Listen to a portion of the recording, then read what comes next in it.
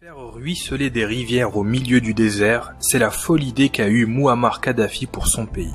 La Libye est un vaste état d'Afrique, délimité par la Méditerranée au nord et entouré par le désert du Sahara sur toutes ses frontières terrestres. Contrairement à ses voisins algériens et tunisiens, la Libye ne dispose pas de chaînes de montagnes importantes capables de faire barrière à la sécheresse du Sahara. Par conséquent, le pays est désertique et aride à 95%. Les pluies y sont très rares, les températures extrêmement chaudes.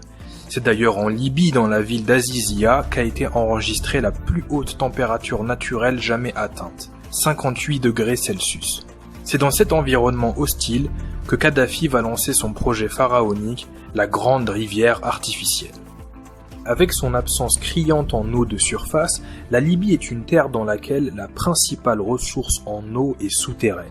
Dans les années 50, lors des opérations de forage de puits de pétrole, deux immenses nappes phréatiques ont été découvertes dans le désert libyen, le bassin de Nubie à l'est et le bassin de Mourzouk à l'ouest. Dès son arrivée au pouvoir, Mouammar Kadhafi promet qu'il va faire jaillir cette eau de sous terre et créer une rivière qui alimentera les grandes villes du nord en eau douce, mais qui permettra aussi de se lancer dans l'agriculture et atteindre un rêve, l'autosuffisance alimentaire.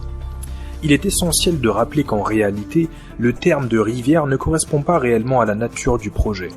En effet, il s'agit concrètement d'un réseau de pipelines installé en profondeur sous le désert du Sahara. L'eau est pompée dans les nappes de Nubie et Mourzouk et acheminée jusqu'aux grandes villes du nord à travers ces pipelines.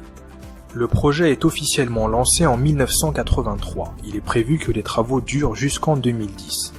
Le projet comporte d'abord une phase de construction des fameux pipelines. Kadhafi a insisté afin que des sociétés italiennes viennent s'installer en Libye pour produire les matériaux. Deux usines sont alors inaugurées à Brega et Safir. Ensuite, ce qu'il faut savoir, c'est que le projet est découpé en plusieurs phases. La phase 1 concerne l'est du pays. Deux stations de pompage sont construites à Tazerbo et Safir afin de pomper l'eau de la nappe de Nubie. Des pipelines sont alors installés en direction du nord, où plusieurs réservoirs géants sont construits. Ils permettront de stocker l'eau et gérer l'approvisionnement des grandes villes tout au long de l'année. La phase 2 concerne cette fois-ci l'ouest du pays, et plus particulièrement la capitale Tripoli et ses environs. Des stations de pompage sont construites aux alentours de Djabel Assouna, afin de pomper l'eau de la nappe de Mourzouk et l'acheminer vers la capitale. Et pour finir, la troisième phase est une extension de la phase 1, avec la construction d'une nouvelle station de pompage à Koufra. Le quotidien des Libyens est littéralement bouleversé par ce projet.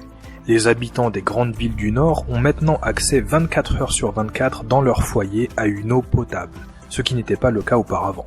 Le pays se lance alors dans l'agriculture, la technique utilisée est l'irrigation par pivot en plein désert, ce qui crée des paysages époustouflants, des cercles de verdure apparaissent dans ce Sahara si sec.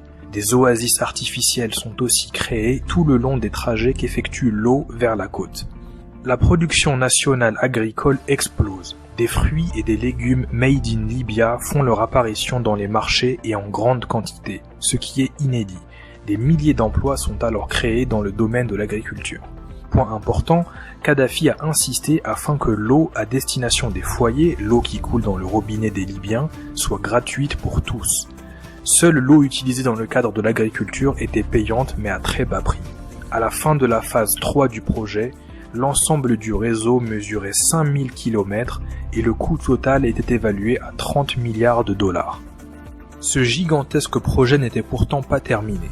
En effet, une phase 4 et 5 étaient encore prévues, mais ils ne verront jamais le jour car une rébellion armée va secouer le pays lors du printemps arabe, ce qui va conduire à une intervention militaire de l'OTAN. Le pays va alors plonger dans un chaos dans lequel il est toujours.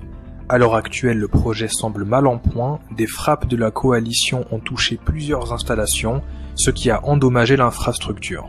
Le chaos actuel en Libye a conduit des employés travaillant dans les stations de pompage à quitter le pays à cause de l'insécurité et parce qu'ils n'étaient plus payés.